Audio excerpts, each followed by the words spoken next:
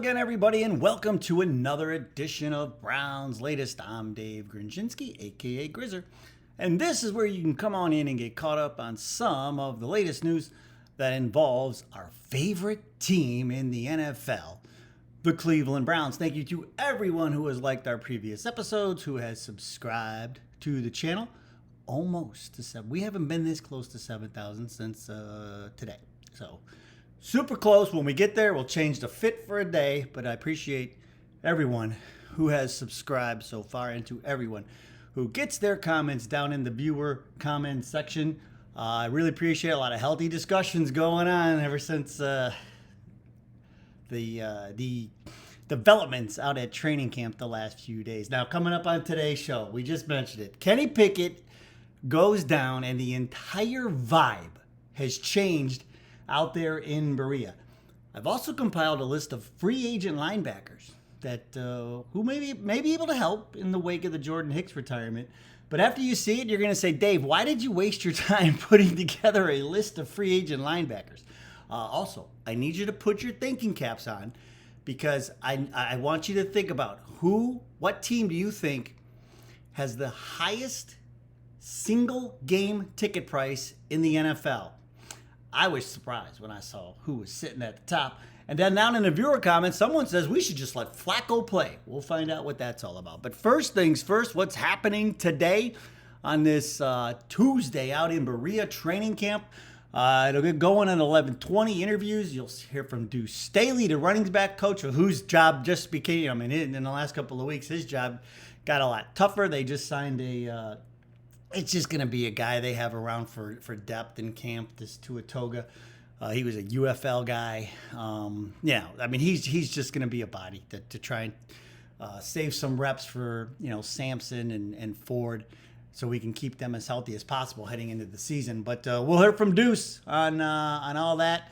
And then the safeties coach, Banda, will be out there talking. 1:30, Kevin Stefanski.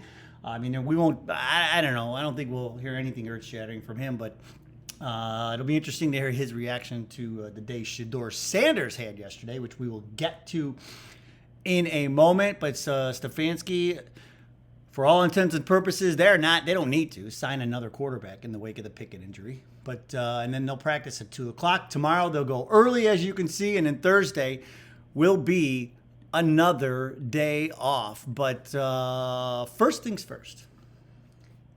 Yesterday, everything like you could feel it when the news of the Pickett injury came out over the weekend, and then yesterday came, and the vibe was already shifting. But yesterday, complete 180. We are at a complete 180 on the vibe in Berea, and so yesterday it was Joe Flacco who was up first. Remember, they were supposed to have their big meeting on Sunday, and then yesterday we were going to find out the new pecking order and the reps.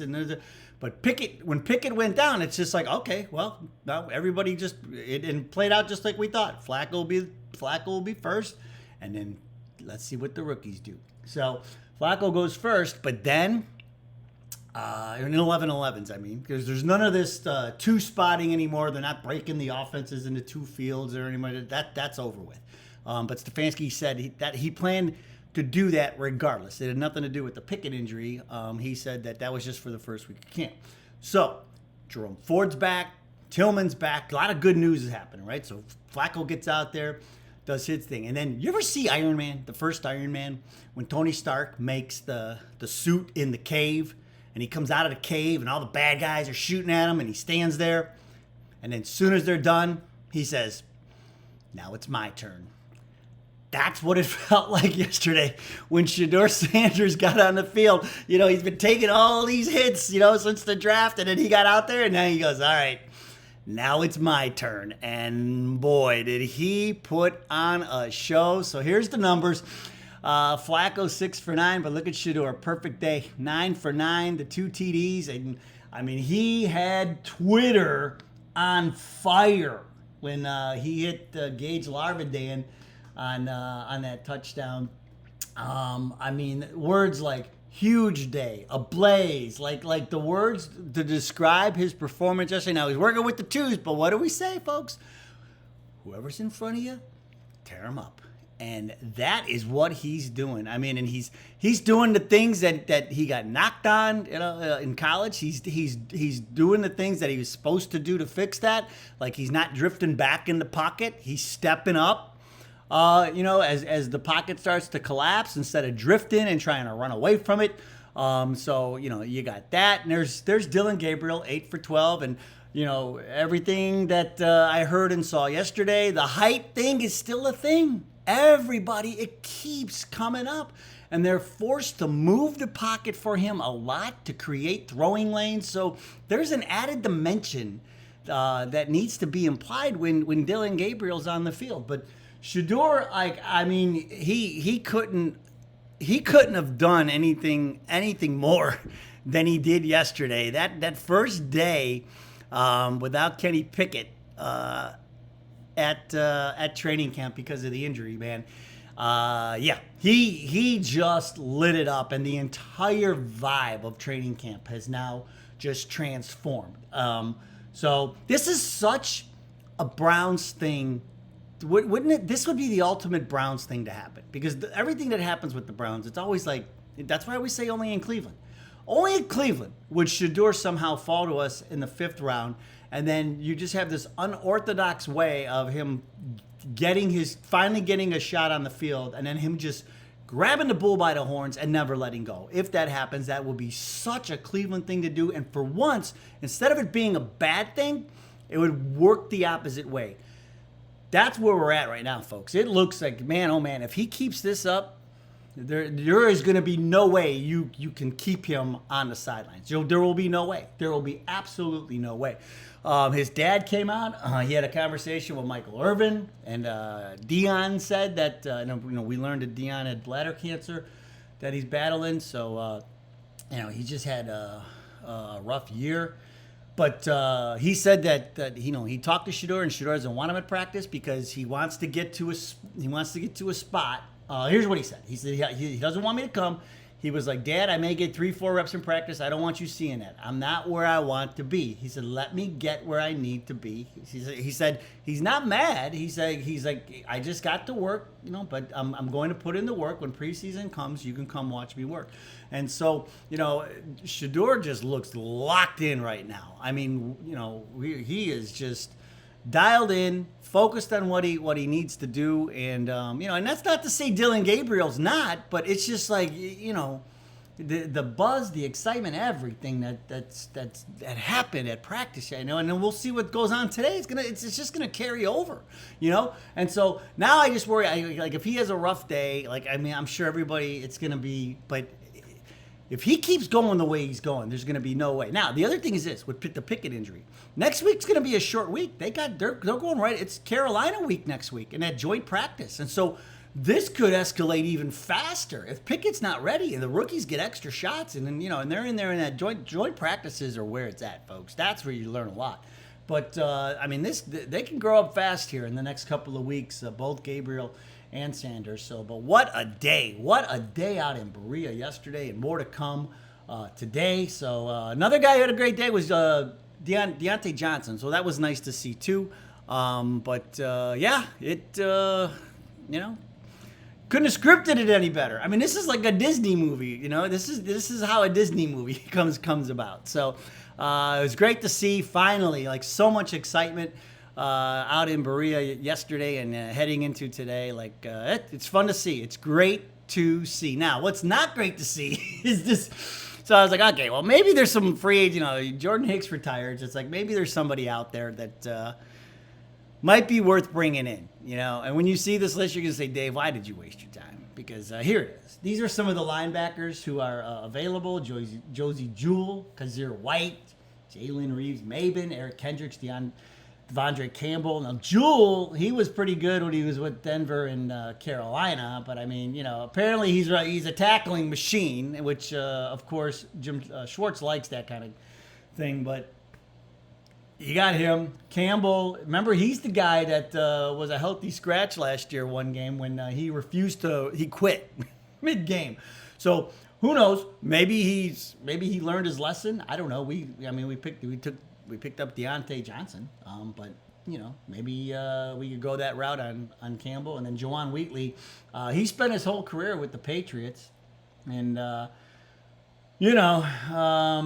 he's also a big tackling machine. He likes to rack up tackles, which, of course, Jim Schwartz likes. So he's another possibility, but, there's just not much out there. So now, this surprised me. Now, my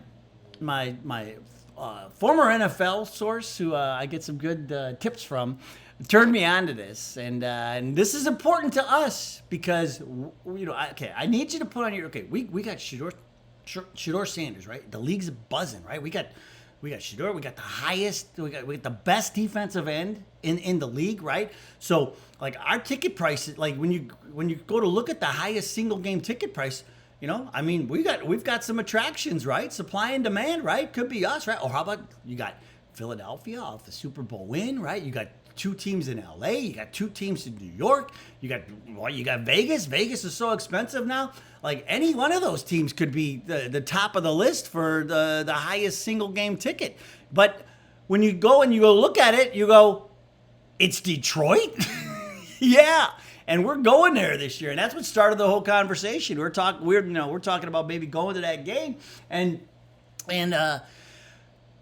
Detroit, highest single game on average. That's the average, and then you see the Raiders, they're second. The Browns are 24th. You see them down there next to Minnesota, in between Minnesota and the Jets, and so New Orleans is your quote-unquote cheapest ticket for a single game in the NFL. But you see there's Philly and San Fran and the Bears. They all, that rounds out the top 5. But I was like, Detroit?